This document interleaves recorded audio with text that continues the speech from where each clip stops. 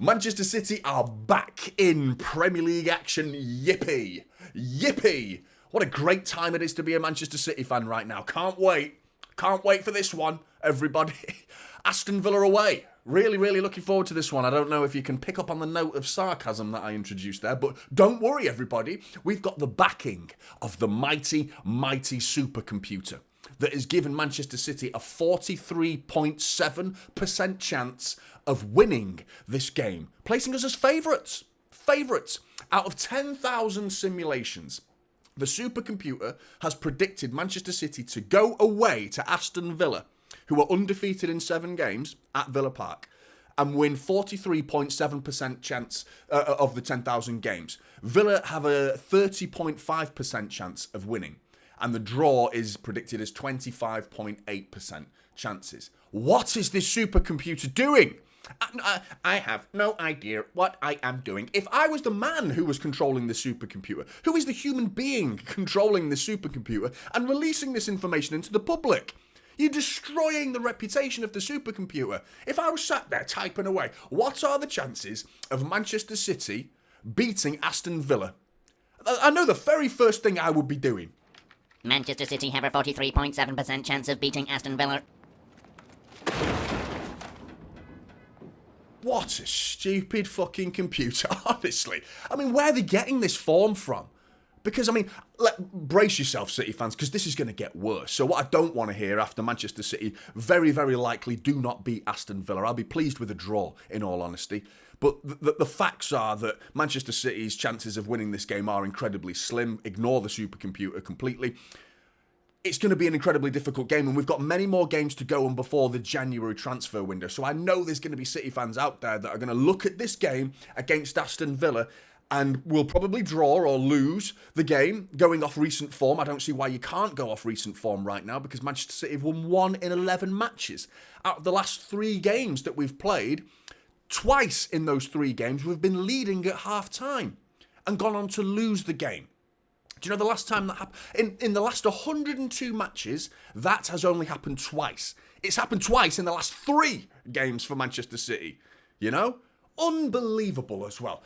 Losing 5 of our last 7 Premier League games. I've got the figures here in front of me because they're not memorisable. You can't remember all of these figures because there's so many bad numbers to read.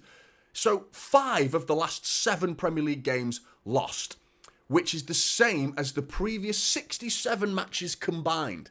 Do you see where we're coming from at the hope going into this game is going to be slim? But I urge a level of caution for Manchester City fan and show some understanding to the circumstances that it's going to get like that. It's going to stay like this and potentially get worse for Manchester City fans, because January transfer window is the only opportunity for Manchester City to actually rectify this situation.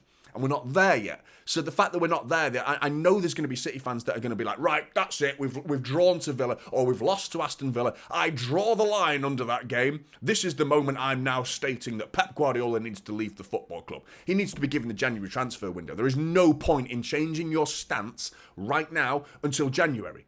0 point. You might as well accept the terms that we're in right now. We've got to accept where we are. We're going to have another couple of weeks that's going to be very difficult. And I would argue, with us playing Salford on the 11th of January, after that, that's when you start changing your opinions as to what should be going on at this football club. But there's no way we can fix this without players coming in. We need new bodies in that squad. We need players to play, because there is no cover anymore for so many areas of the pitch. We are struggling in terms of injuries. There's many other problems, and injuries cannot be the only excuse for why Manchester City are in the position that they're in right now. But the facts are players will definitely help alleviate some of these problems. Not all of them, but a lot of them. So we have to wait until January. So expect things to get worse. But we are playing an Aston Villa side. If you want that little dose of, or little morsel of hope, Aston Villa aren't in the greatest of form themselves. They've lost 4 of their previous 7 Premier League matches, but they're strong at home. Very strong at Villa Park. They're unbeaten in 7. At Villa Park. And you'd argue they've been a bit unlucky this season, because they've actually got an XG against them of 19, yet they've conceded 25 goals. So 6 goals over what the XG was expecting them to. So you'd argue they've been a little bit unlucky this season in terms of the goals going in the back of their net. But yeah, I think there's nothing unlucky with regards to Manchester City. The goals we've conceded have been deserved. And hardly surprising in a lot of the circumstances, because we've formed this new pattern of taking a lead and it doesn't mean anything anymore. We're 1-0 up, 2-0 up, even 3-0 up against Feyenoord. It doesn't matter. Anything could happen in the final 15 minutes of any game that we're in right now. So it's no wonder that City fans are concerned going into every Premier League game, asking the questions, where will we get our next win from? It could be Villa. Who knows? It could be Villa. But that won't alleviate the problems for me, because I think the games after that will be just as hard. You know, that we could win this game and then lose the next one. Same as we did for Forest. We expected Forest to be that turning point. It clearly wasn't a turning point. That one win was quite emphatic as well. A 3-0 win against a Forest side that are above us in the Premier League right now, and have turned over Manchester United. You know what I mean? Is that a big achievement? But we didn't do that, did we? We were 1-0 up against them and we balls that up pretty simply, didn't we? So, yeah. I don't know where we go from here. From this point until January, it's a case of just batten down the hatches, keep going, try and weather the storm as best as you can, because these circumstances are not going to change until new players come into the football club. So we have to accept that. There is no point. I don't want to hear City fans go, right, that is it. I am done. That's it. Pep out now. Pep out. Don't give me that shit. Come on. We've got to get to January. We've got to get to the end of the season before you can even start talking about Pep Guardiola, because the way the club handles January will be key for me in terms of future success. And the reign of Pep Guardiola, the final 2 years of his contract, will be very much depending on this January transfer window and the next summer transfer window as well. If we balls these transfer windows up, then Pep's going to have a very uncomfortable final 2 years at Manchester City, where we may struggle, you know, which would be a huge shame for him, for the football club, and for the fans, of course. So, yeah, I think at January, though, we may see we might turn a corner, potentially, with players coming in. Speaking of players coming in, Villa have got a couple coming back from injury, and most worryingly is Leon Bailey, who is, he knows how to find the back of the net against Manchester City, scoring the only solitary goal against Manchester City last season in our 1-0 defeat to Villa last season. Tyrone Mings is back as well. I'm not sure he'll make it into the starting 11, but Leon Bailey, I think he has every chance of making it in to that starting 11. The other player out, and only player out for Villa actually, is Jacob Ramsey, and he's not expected back until the new year. City injuries, we've got Rodri, Bob and Ake, they're definites. Akanji is a realistic possibility to come back for this game, hopefully. Rico Lewis, of course, is now back from suspension. So let's have a quick look at the predicted starting 11s that I'm going to go with. I'm going to go with Villa first, starting with Emi Martinez in between the sticks.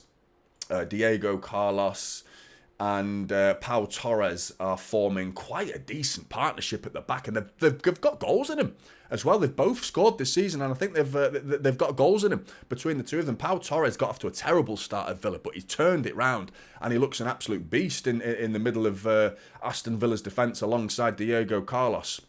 Lucas Digne, set-piece threat, whipping that ball into the Manchester City penalty area is going to be a constant threat from him coming down that left-hand side. Who's going to be looking after it is going to be an interesting one. Is it Rico Lewis, Kyle Walker? We'll have to wait and see. Esri Konsa, again, it's a solid back line, that, isn't it? With a goalkeeper that's a World Cup winning goalkeeper that is very, very capable. In front of the back line, you're going to see Tielemans and Onana. Again, strength and technicality combined. A very good midfield. In fact, this midfield worries the life out of me, especially if you plonk Leon Bailey in there. It could be Matty Cash, who's been playing a little bit higher up the pitch lately this season, but I think with Leon Bailey coming back, he's a bit more suited to that position.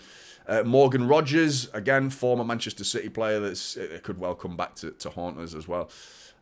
So many of that's happening all over right now, and I mean, yeah, you're looking at Cole Palmer, Morgan Rogers, Frimpong, Liam Delap. Some of these aren't actually harming us in terms of coming back. Pedro Porro, or you're just looking at these players that are going on to succeed. But that's a video for another day, and I do have opinions on Cheeky, by the way, and I'm going to save that video for another day because I think the treatment of Cheeky so far is poor from City fans. I don't agree with the criticism he's coming under. If you isolate the situation, I think, yes, the last window, Cheeky can be criticised, yeah? But over the course of, the last 5-10 years, we're talking a decade of sporting director, I think it's very harsh to be turning your back on someone like him. Hopefully Hugo Viana can do the business once he's gone. On the left is John McGinn. What a player he is. So good. Very, very dangerous player. And Ollie Watkins up front. Manchester City, starting 11. It's just like underwhelming, isn't it? Like, it's like, I used to get excited doing this. Now I'm like, it's so like deflating. It's so deflating trying to look at this starting 11 and think what could work, what could change the problems. I don't know. Do you know what I mean? At this point, we've tried everything. So, I mean, I don't know. I'm going to go with Ortega again. Immediately, the first player to choose from is uncertain. There's uncertainty around him. Is it Edison? Is it Ortega? Who knows anymore? Pep seems to have picked Ortega for a couple of Premier League games, then pulled him out, thrown him under the bus, made a potentially, you could say it was a mistake against Crystal Palace to let that goal go in the first goal. But then throwing Edison in, he didn't exactly cover himself in glory in the Manchester derby, did he? Do you know what I mean? Coming out, he came in no man's land and came nowhere near the ball, for that second goal in particular. So yeah, worrying. I'm going to go with Ortega just because I think shot-stopping ability, I think we're going to need that in this game, so I would prefer Ortega. Left back, Josko. Ruben Diaz in the middle. Alongside him, I'm hoping with the return of Emmanuel Akanji, that position for me would have to be Kyle Walker if it's not Akanji. If John Stones is back, potentially him. I'm not sure he is fit enough to be thrown straight into a starting 11. Rico Lewis, who's back from suspension as the right back. In midfield, Kovacic, who is back, came on for that little substitute appearance against Manchester United. I expect him to be thrown in and give Gundogan a very, very much needed rest in that midfield. So Kovacic for me. Alongside him, Kevin De Bruyne, and the other side of him, Felipe Foden, who, I mean, so far this season, he has had the most shots out of any Premier League player without scoring a goal. That's 24 shots without a goal from Phil Foden, the most of any Premier League players right now. So he's very much out of form, struggling to find the back of the net for Manchester City. Up front, obvious and only name really is Erling Haaland, and I'm going to go with Jeremy Doku on the left, and reluctantly Bernardo Silva on the right, very reluctantly. With the ball, I think you'd start to see something like this with Kovacic pushing alongside and Rico pushing into midfield. Akanji can do that role as the right centre-back. You could swap Kyle Walker for Akanji. Outside of the players I've picked, I think it's time to pull Matheus Nunes out of the firing line. I think he's going to be really struggling for the psychological aspect of what happened in that Manchester derby. I feel for him. I feel like City fans have already turned their back on him. I feel like a lot of them had already turned their back on him before this mistake against Manchester United, and in which case this gave them the perfect excuse to nail him to the wall. Do you know what I mean? And I feel like it was a little cruel, some of the treatment that he got, but yeah, you can't ignore the mistake he made in that derby. It was poor. Really, really poor.